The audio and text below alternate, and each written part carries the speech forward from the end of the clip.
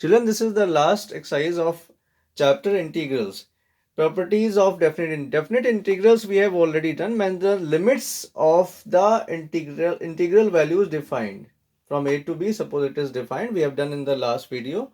Now these properties are used to take out the value directly. Means whenever we get a specific value, and if this property is applied, we can directly write the values. Let us see these properties.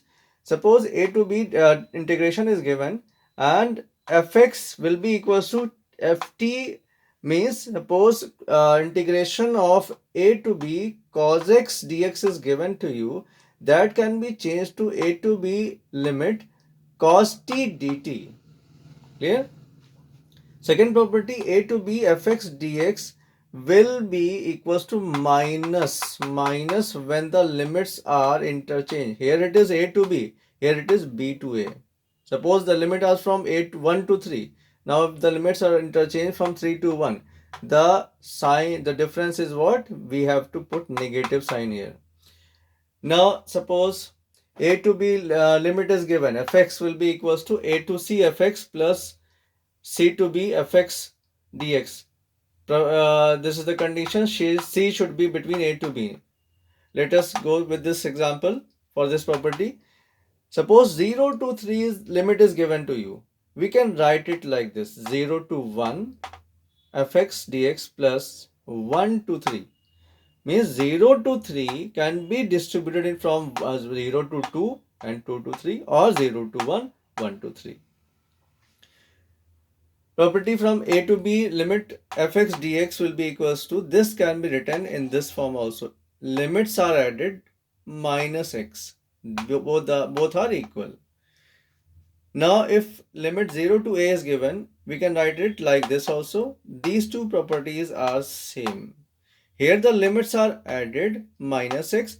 Here also the limits are added minus x. 0 plus a minus x. 0 doesn't have any value, so this 0 is not mentioned here, but both the properties are same.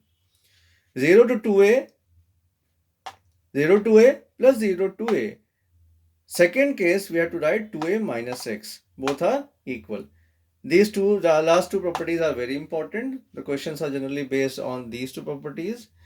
0 to 2a fx is equals to twice of 0 to a. There are two conditions. If we are writing 2a minus x and we are getting fx, then we have to take answer as twice of this value.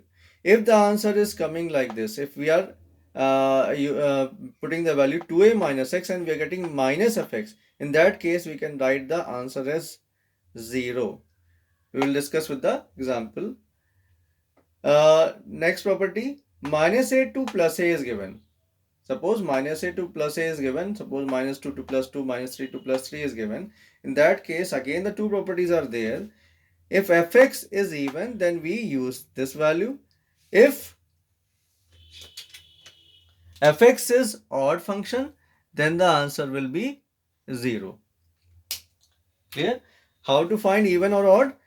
Just put whatever equation is given to you, just put minus x, and if we are finally getting answer as fx, no change in the final answer, then it is an even function. And if we are putting minus in place of plus x, minus x in place of plus x, then if the answer is coming minus of fx, then the function is considered to be an odd function. In that case, answer will be 0. Let us discuss with the example.